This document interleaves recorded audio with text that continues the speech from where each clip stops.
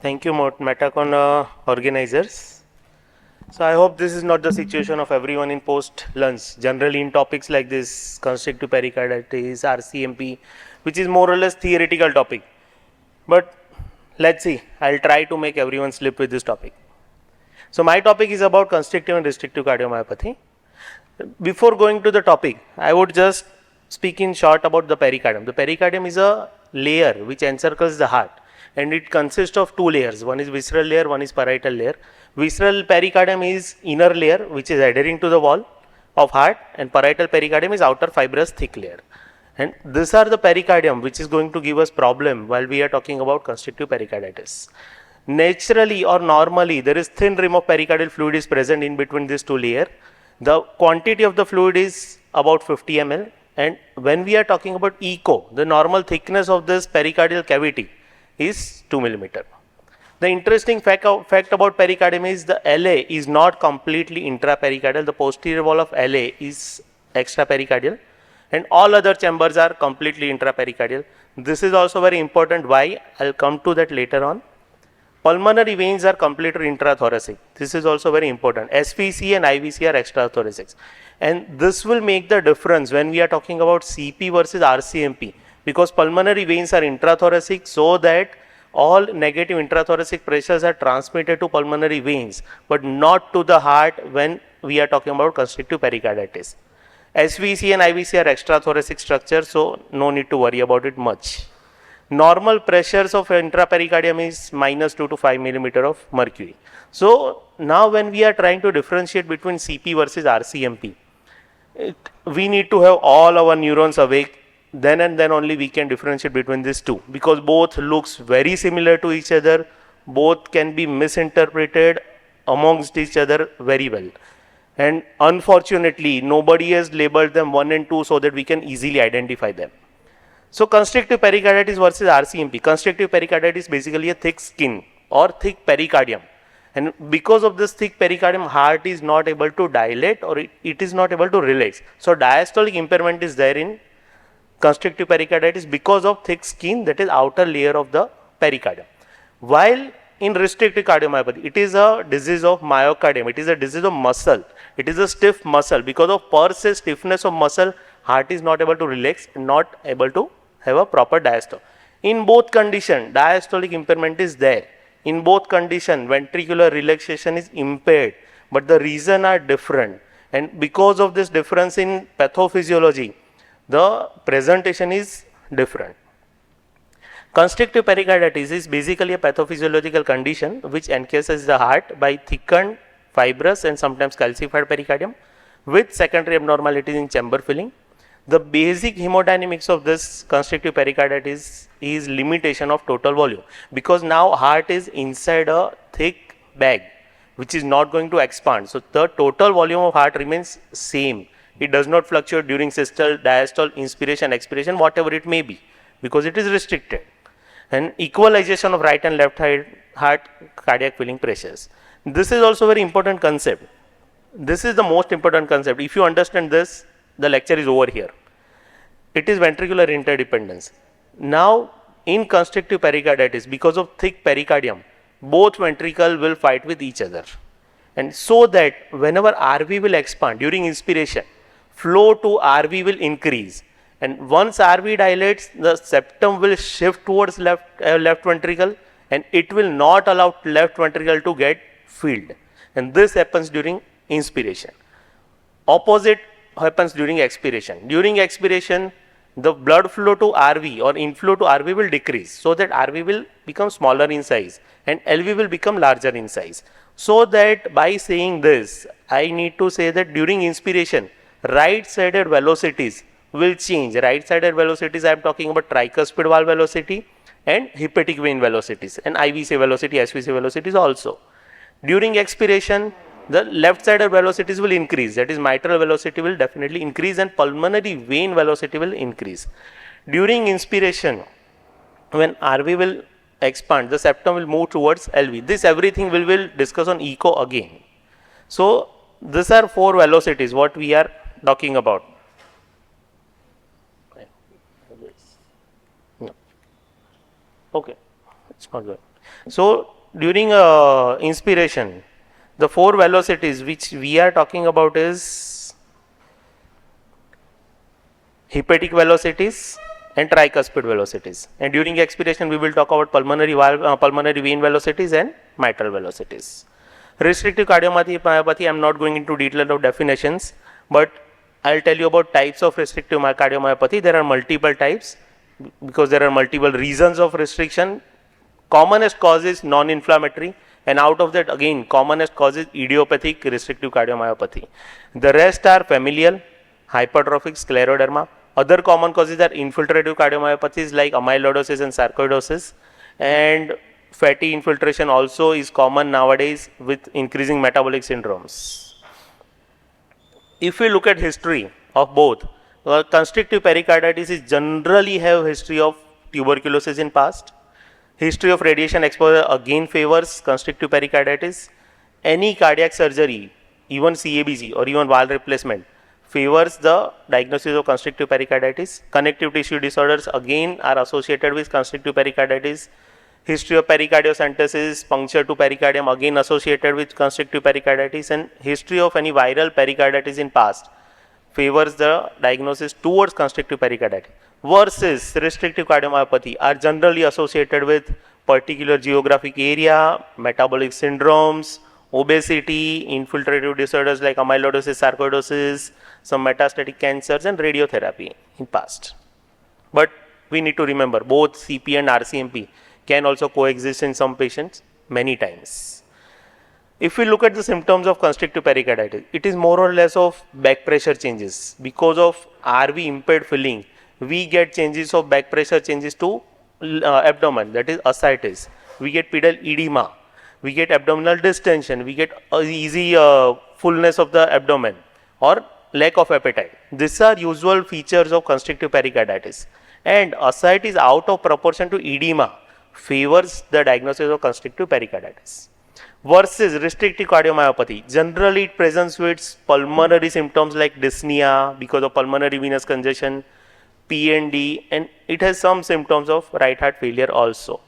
If we look at pulse, there is paradoxical pulse in 1/3 of cases of constrictive pericarditis, while in the RCMP it is usually normal. So pulse does not help us to differentiate amongst the two. What helps us to differentiate is JVP. In JVP, we will see Kussmaul signs. I will come into that detail. We will see Frederick sign, we will see M or W pattern, we will see prominent X and Y descent. Versus in RCMP, there is a variable JVP.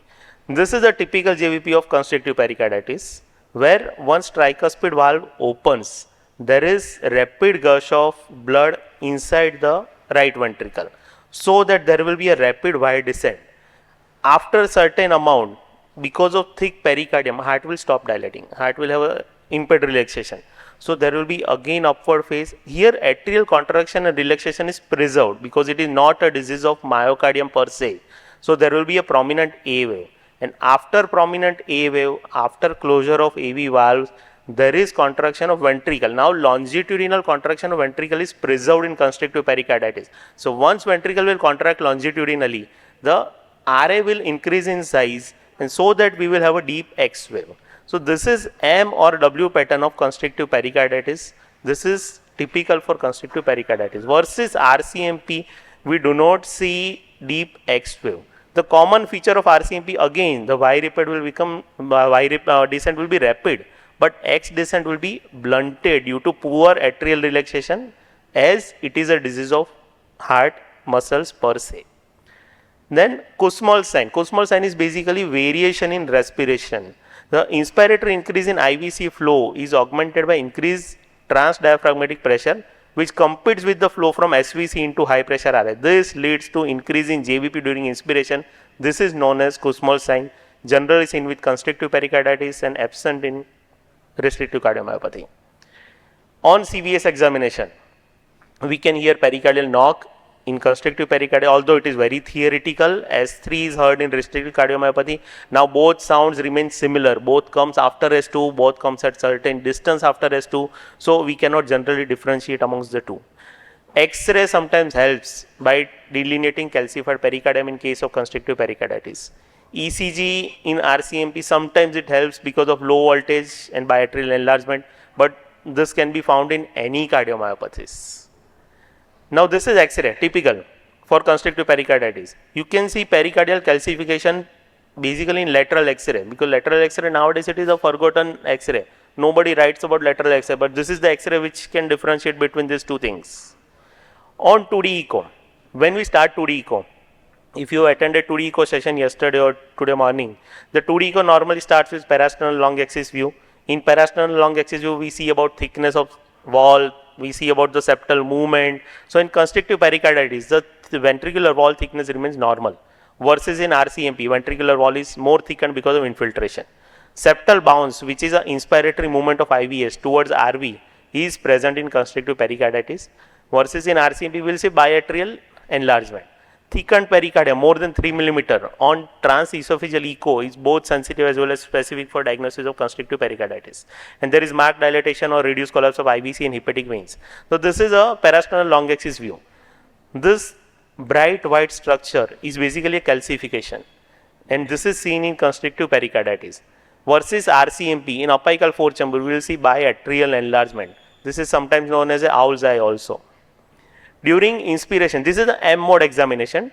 So during inspiration, the RV size will increase and septum will move towards the left ventricle. This is also typical of constrictive pericarditis, versus during expiration, the septum will move towards right ventricle.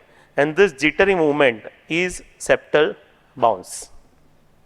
If we look at, and also the posterior wall, which remains adherent to the pericardium. So posterior wall movement will reduce with advanced stages of constrictive pericarditis. So this is the calcium which is seen on a moving 2D image, and this is the septal bounce. If you note here, this jittery movement of septum is called septum bounce, which we can delineate again on M mode. And I am not going to detail of cardiac amyloidosis and fibrosis in view of time. The Doppler flow assessment in constrictive pericarditis, RV and LV inflow, that is a mitral and tricuspid and mitral flow respectively, show prominent E wave during rapid early diastolic filling. I'll directly go to the image. So for a echo, when you are talking about CP and RCMP, one thing you need to change in the setting, you need to add your respiratory parameter in echo, then only you can differentiate amongst the two. And you need to increase the sweep speed to more than 30, so that you can have multiple waves in a single image. Not like this. Here we cannot differentiate what is happening with inspiration, expiration, although we can see some change in the height of the E wave, A wave is going on. But when you are making sweep speed to more than 30, then only you can make it out. So in this case, constrictive pericarditis, this is the mitral inflow velocity. During inspiration, mitral inflow velocity rapidly decreases, and during expiration it rapidly increases. Versus in RCMP, it remains more or less same, but everything is blunted. The E wave height generally is less than normal. And pulmonary vein Doppler, I am not going into detail because we have only 2-3 minutes left. So on hepatic vein Doppler, we can see diastolic flow reversal or diastolic flow blunted in case of constrictive pericarditis. So this, and one more important thing is tissue Doppler. Now tissue Doppler is basically gives us about the longitudinal movement of the heart. As we have already discussed, restrictive cardiomyopathy is disease of myocardium. In that, tissue movement or myocardium movement is impaired. So E dash or E prime is decreased as the severity of disease increases, and peak E prime less than 8 cm per second is diagnostic of restrictive cardiomyopathy. Versus in constrictive pericarditis, here the muscles are intact and muscles are moving, so that E prime is maintained. A peak E prime of more than or 8 cm per second is seen in constrictive pericarditis, but here also we have two kind of things. One is mitral valve medial annulus, one is mitral lateral annulus. Lateral annulus is adhered to the pericardium. So lateral annular movement is less as compared to medial or septal annular movement, and so that is annulus reversus, and even there is an annulus paradoxus also in constrictive pericarditis. So this is medial mitral annulus. This is E dash velocity. E dash velocity basically 1 minute more. E dash velocity generally denotes about the movement of the lateral or medial mitral annulus. Medial mitral annulus more than 15 centimeter per second is typical for constrictive versus 12 centimeter per second for lateral mitral annulus. While in restrictive cardiomyopathy, both are blunted, lateral or medial or whatever it is, both are blunted. This is newer echo parameters, that is speckle tracking. Speckle tracking also tells us about movement of the myocardium, and in constrictive pericarditis, longitudinal movement or longitudinal strain is preserved versus rotational strain is impaired because the peripheral fibers which are responsible for rotational of activity of the heart is getting adhered to the pericardium.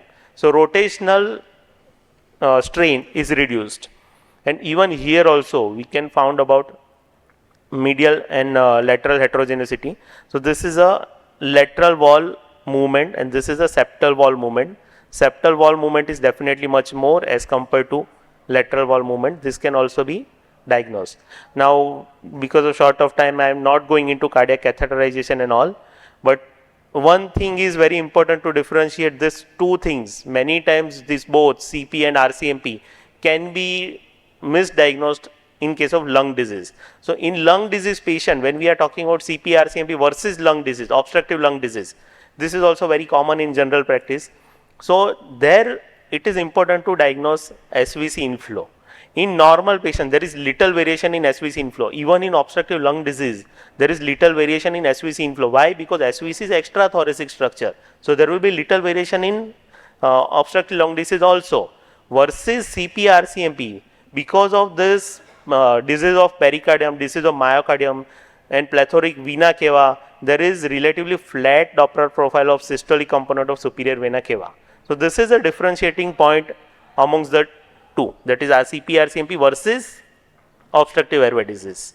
And rest of the things, CAT tracing, I'll skip everything. So this is the end of the topic. Treatment part we will not discuss because both of part are more or less surgical. Constrictive pericarditis is surgical treatment.